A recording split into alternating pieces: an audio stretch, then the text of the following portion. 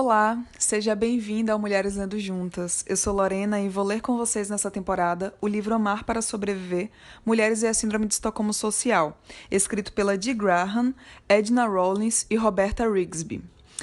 Aqui no Brasil foi traduzido pela Mariana Coimbra, da editora Cassandra, em 2021, mas originalmente ele foi publicado nos Estados Unidos em 1994. Agora eu vou ler a sinopse do livro. Em 1973, 2 homens invadiram um banco em Estocolmo e fizeram 4 reféns. O impasse durou 5 dias e o comportamento dos reféns surpreendeu as autoridades suecas e o público que acompanhava pela TV. Por que os reféns pareciam gostar dos criminosos? Por que não fugiram quando tiveram oportunidade? Por que os reféns eram hostis com as autoridades que negociavam sua libertação? Por que se esforçavam para proteger os assaltantes? O afeiçoamento do refém ao sequestrador passou a ser chamado de Síndrome de Estocolmo, e o fenômeno continua fascinando curiosos até hoje. Na contramão dos que se indignam com o comportamento das vítimas, Graham defende que o papel da Síndrome de Estocolmo é ajudar o refém a sobreviver. Com a vida nas mãos do sequestrador e não vendo como escapar, a melhor estratégia é adotar a perspectiva dele e conquistá-lo. Se ele gostar de você, é menos provável que ele te mate. A autora examina a literatura sobre reféns de sequestro, prisioneiros de guerra, membros de culto, prostitutas controladas por cafetões, vítimas de violência doméstica e incesto, e propõe uma teoria universal do abuso interpessoal crônico, baseada no conceito da Síndrome de Estocolmo. Conhecendo as estatísticas de violência masculina e sofrendo com isso diariamente, por que as mulheres amam os homens? Por que não fogem quando têm oportunidade? Por que a maioria das mulheres é hostil ao movimento que luta pela libertação das mulheres? Por que se esforça para proteger os homens? Com base em experimentos psicológicos sobre as diferenças entre os sexos, Graham conduz a leitora numa jornada emocionalmente desafiadora, explicando a lógica por trás dos comportamentos femininos, e promete mudar para sempre a maneira como encaramos os relacionamentos entre homens e mulheres. Agora eu vou ler o sumário. Temos a introdução, o capítulo 1, Amai a vossos inimigos, reféns e a Síndrome de Estocolmo clássica. O capítulo 2, a teoria da Síndrome de Estocolmo de Graham, uma teoria universal do abuso interpessoal crônico. Capítulo 3, entre aspas, esse é meu rifle, esse é meu canhão. Um é para o prazer, o outro para a diversão, fecha aspas. Condições propícias ao desenvolvimento da Síndrome de Estocolmo social nas mulheres. Capítulo 4, o gênero do terror. A psicodinâmica da Síndrome de Estocolmo aplicada às mulheres enquanto grupo e às nossas relações com os homens enquanto grupo. Capítulo 5. As belas e as feras. A feminilidade das mulheres, o amor pelos homens e a heterossexualidade. Capítulo 6. Viver é melhor do que sobreviver. Rompendo com a Síndrome de Estocolmo social. Agradecimentos, anexos, notas e, por fim, as referências. E vamos partir para a introdução do livro. Minhas colegas e eu, enquanto autoras destes capítulos, prometemos 2 coisas às nossas leitoras. Nossa primeira promessa é de que a nova maneira apresentada aqui de enxergar os relacionamentos entre homens e mulheres mudará para sempre o modo como você olha para as mulheres, para os homens e para os relacionamentos entre homens e mulheres. Nossa segunda promessa é de que a viagem na qual este livro pretende te levar será emocionalmente desafiadora. A maioria das mulheres que fizeram a leitura de partes do livro como manuscrito nos disseram que ler nossas ideias foi doloroso para elas. Estranhamente, homens reagiram mais positivamente às ideias. No entanto, muitas das mulheres que a princípio tiveram reações negativas, mais tarde se animaram com as ideias propostas, depois de processar o choque e a resistência iniciais. Em outras palavras, é difícil sequer considerar nossas ideias, quem dirá aceitá-las. E é aqui que retornamos à nossa primeira promessa. Alterar substancialmente a visão de mundo de alguém é uma tarefa difícil, algo a que as pessoas se opõem e suscita sentimentos fortes. Devido à chance de este livro alterar seriamente sua visão de mundo, é que dizemos que ele te levará numa viagem. Embora não esperemos que todas aceitem todos os nossos argumentos, prevemos que mesmo aquelas que discordarem serão impactadas profundamente pela nova perspectiva oferecida. Esperamos que você observe as interações entre homens e mulheres na sua própria vida e na de pessoas próximas e que o referencial apresentado aqui te ajude a entender as mulheres, os homens e seus relacionamentos. E aonde vamos nessa viagem? Nós acreditamos que os efeitos da violência masculina contra as mulheres são cruciais para entender a atual psicologia da mulher. A violência masculina gera um terror permanente e, portanto, muitas vezes não reconhecido nas mulheres. Por exemplo, esse terror é vivenciado como medo, por qualquer mulher, de ser estuprada por qualquer homem, ou como medo de deixar um homem, qualquer homem, irritado. Nós defendemos que a atual psicologia da mulher é, na verdade, a psicologia da mulher em situação de cativeiro, isto é, em estado de terror ocasionado pela violência masculina contra as mulheres. Aliás, as circunstâncias das mulheres são circunstâncias de escravidão. Também defendemos que ninguém tem a mínima ideia de como seria a psicologia da mulher no cenário de segurança e liberdade. Defendemos que a psicologia da mulher em situação de cativeiro e escravidão não é mais natural ou intrínseca às mulheres sob um viés genético ou biológico do que a psicologia de um animal selvagem em cativeiro é para ele. Nós demonstramos que as reações das mulheres perante os homens e a violência masculina assemelham-se às reações de reféns perante seus sequestradores. Mais especificamente, defendemos que é um construto identificado em situações de tomada de reféns, conhecido como Síndrome de Estocolmo, no qual reféns e sequestradores criam laços entre si, pode nos ajudar a entender a psicologia da mulher e as relações entre homens e mulheres.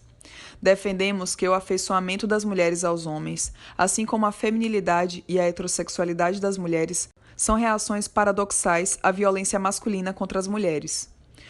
Como sequestradores que precisam matar ou pelo menos ferir alguns reféns para conseguir o que querem, os homens aterrorizam as mulheres para conseguir o que eles querem: serviços sexuais, emocionais, domésticos e reprodutivos permanentes. Como reféns que se esforçam para acalmar seus sequestradores por medo de que eles os matem, as mulheres se esforçam para agradar os homens, e dessa resposta emerge a feminilidade.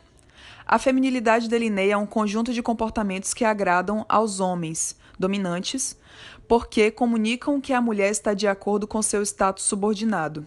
Deste modo, os comportamentos femininos são estratégias de sobrevivência. Como reféns que criam laços com seus sequestradores, as mulheres se afeiçoam aos homens numa tentativa de sobreviver. E essa é a origem do forte desejo feminino de se conectar com homens e amá-los. Acredito que, enquanto os homens não pararem de aterrorizar as mulheres, inclusive em suas memórias, não será possível saber se a heterossexualidade e o amor que as mulheres sentem pelos homens são algo além de estratégias de sobrevivência da Síndrome de Estocolmo. Chamamos essa teoria sobre a atual psicologia da mulher de teoria da Síndrome de Estocolmo social. Apesar de a teoria defendida aqui ser emocionalmente desafiadora, ela pode tornar o mundo mais compreensível ao expor a relação entre fenômenos aparentemente não relacionados. Por exemplo, a teoria da Síndrome de Estocolmo social explica por que muitas mulheres se opõem à emenda de direitos iguais, porque a maioria das mulheres rejeita a própria teoria, feminismo, que adota o ponto de vista das mulheres e busca expandir seus direitos, porque mulheres se esforçam tanto para se conectar com os homens quando seria bem mais fácil suprir nossas necessidades de conexão com outras mulheres, porque muitas mulheres são viciadas em amar e porque as mulheres amam os homens apesar da violência masculina contra nós. A teoria da Síndrome de Estocolmo social mostra que esses comportamentos e essas crenças paradoxais das mulheres são estratégias de sobrevivência numa cultura marcada pela violência masculina. Assim, diferentemente das teorias de masoquismo feminino e da codependência, essa teoria não culpa as mulheres por seus comportamentos aparentemente irracionais, identificando a violência masculina como culpada. Este livro descreve o que acreditamos ser uma lei universal do comportamento, que entra em ação quando uma pessoa, vivendo em situação de isolamento e violência inescapável, nota algum tipo de bondade da parte do captor. A influência dessa lei costuma não ser perceptível aos que têm seu comportamento e suas emoções afetadas por ela. Mas este livro faz mais do que igualar a atual psicologia da mulher à de um refém ou cativo. Ele também identifica as condições que dão origem a essa psicologia e, em sentido amplo, sugere algumas estratégias que as mulheres podem adotar para criar um novo mundo em que viveremos seguras e livres. O desenvolvimento da teoria da Síndrome de Estocolmo social foi possível graças à literatura pré-existente sobre diversos grupos de reféns. Minha dívida intelectual se estende até Freud, que identificou e desenvolveu explicações psicológicas para questões fundamentais da psicologia da mulher, a feminilidade, o amor que as mulheres sentem pelos homens e a heterossexualidade. No entanto, a teoria psicanalítica de Freud, assim como as teorias atuais sobre a psicologia da mulher, por exemplo, codependência, teoria do vício em amor e teoria do self in relation, estão incompletas, pois não levam completamente em consideração o contexto cultural dentro do qual a psicologia da mulher emerge. Somente teóricas feministas radicais reconheceram a centralidade da violência masculina na vida das mulheres. As ideias desenvolvidas neste livro se baseiam, portanto, no trabalho de teóricas e críticas sociais feministas, como Kathleen Berry, Susan Brown Miller, Andrea Dworkin, Catherine McKinnon, Jan Baker Miller e Adrienne Rich. Panorama.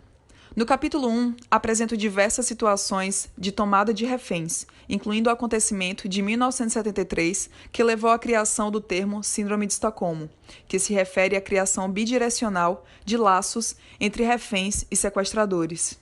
A discussão sobre diversas situações de tomada de reféns permite que comecemos a compreender a extensão do laço entre reféns e sequestradores, as condições propícias ao afeiçoamento entre captor e cativo, a natureza dos laços e a psicodinâmica subjacente ao afeiçoamento a um captor, agressor ou opressor.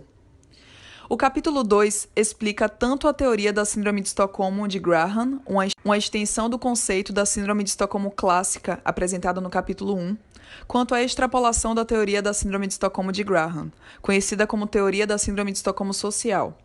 A teoria de Graham emergiu da análise de 9 grupos de reféns diferentes. Reféns, prisioneiros do campo de concentração, membros de culto, prisioneiros de guerra, civis na China comunista que foram submetidos à lavagem cerebral, mulheres vítimas de violência doméstica, crianças vítimas de abuso, meninas vítimas de incesto paterno e prostitutas controladas por cafetões, em que houve afeiçoamento ao agressor-captor. A teoria da Síndrome de Estocolmo de Graham identifica 4 precursores hipotéticos da Síndrome de Estocolmo: percepção de ameaça à sobrevivência, percepção da impossibilidade de fuga, percepção de bondade da parte do captor e isolamento, e 9 indicadores principais da presença de Síndrome de Estocolmo nas vítimas, e descreve como a psicodinâmica subjacente à Síndrome de Estocolmo se manifesta nos diversos grupos de reféns. Esse capítulo também explica o processo por meio do qual as vítimas generalizam a psicodinâmica da Síndrome de Estocolmo para os relacionamentos com pessoas que não são seus captores. Um caso específico desse processo de generalização é a Síndrome de Estocolmo social. Ela implica o afeiçoamento de um grupo oprimido a um grupo opressor, por exemplo, o afeiçoamento das mulheres enquanto grupo aos homens enquanto grupo. O capítulo 3 retoma a ideia de que a Síndrome de Estocolmo social está presente em todas as relações entre grupos oprimidos e opressores. Mostramos como é possível avaliar a relevância da Síndrome de Estocolmo social para qualquer configuração específica de relações desiguais entre grupos. Em especial, abordamos 2 questões: se os 4 precursores hipotéticos para o desenvolvimento da Síndrome de Estocolmo estão presentes em relacionamentos entre homens e mulheres e, em caso positivo, em que medida. O capítulo 4 mostra que os 9 indicadores de Síndrome de Estocolmo formulados por Graham descrevem a atual psicologia da mulher. O capítulo 5 confronta a possibilidade de que a feminilidade, o amor pelos homens e a heterossexualidade das mulheres sejam expressões da Síndrome de Estocolmo social. Argumentamos que, enquanto as 4 condições propícias ao desenvolvimento da Síndrome de Estocolmo estiverem presentes, e enquanto a maioria das mulheres for feminina, amar os homens e for heterossexual, não será possível saber se essas qualidades das mulheres são algo além de reações da Síndrome de Estocolmo social. O capítulo 6 explora como as mulheres podem transformar a psicologia de refém, Síndrome de Estocolmo social, enquanto ainda sofrem com a violência masculina, o isolamento ideológico e físico de outras mulheres, a impossibilidade de fuga e a codependência das pequenas gentilezas masculinas. Para construir um mundo em que os relacionamentos sejam baseados em mutualidade em vez de dominância e subordinação, precisamos ser capazes de imaginar tal mundo. Para o cativo ou para o escravo, imaginar é um ato subversivo e revolucionário. Para nos ajudar a desenvolver uma nova visão e sair da escravidão, o capítulo se baseia em 4 temas tirados da ficção científica feminista: empatia e o poder de conexão das mulheres, linguagem capaz de articular as perspectivas das mulheres, desconfiar dos homens e responsabilizá-los pela violência deles, e mulheres guerreiras e o respeito à nossa raiva. Também são descritas 4 táticas de resistência: reivindicar espaço, monitorar, zelar por nós mesmas e ficar espertas. As autoras não apresentam esses temas e táticas como as respostas para transformar nossa psicologia escrava. Nossa preocupação aqui é com o processo, imaginar novas ideias, aparente na ficção científica feminina, e não propriamente com as sociedades apresentadas nessas obras. Enfatizamos o processo porque reconhecemos que os caminhos de ação específicos, escolhidos por mulheres diferentes, serão distintos entre si e que há espaço para várias abordagens para alcançar um objetivo compartilhado.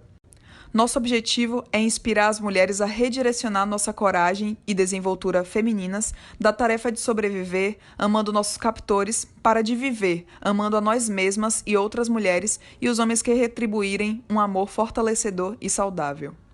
Alguns comentários sobre propósito e estilo. A leitora deve entender que a teoria aqui apresentada é isto, uma teoria. Uma teoria tem as seguintes funções. Ela nos ajuda a entender fatos, por exemplo, comportamentos, ainda não compreendidos, levantando hipóteses sobre certos relacionamentos que existem entre esses fatos. Ela incentiva pesquisas projetadas para testar tal teoria, levando à geração de novas informações e, se correta, ajuda a prever comportamentos futuros. A apresentação da teoria da Síndrome de Estocolmo Social se dá por essas 3 razões, e porque, se comprovada, tem o potencial de ajudar as mulheres a descobrir maneiras de melhorar nossa situação. No entanto, por estar sendo apresentada pela primeira vez, e apesar do fato de que um volume enorme de pesquisa acadêmica a corrobora, ela é uma teoria que não foi testada empiricamente. Além disso, por essas pesquisas terem sido conduzidas predominantemente em amostras compostas de estudantes universitárias brancas, é incerto em que medida as descobertas podem ser generalizadas para outros grupos. A leitora é encorajada, portanto, a abordar o assunto com o ceticismo e a mente aberta de uma pesquisadora objetiva. A experiência de vida de cada leitora proporcionará oportunidades para testar essa teoria. Em vez de aceitar ou rejeitar a teoria em absoluto, a leitora é encorajada a testar por si própria a utilidade da Síndrome de Estocolmo Social para entender o seu comportamento e o das outras mulheres com base na teoria da Síndrome de Estocolmo Social e ver se as previsões se confirmam.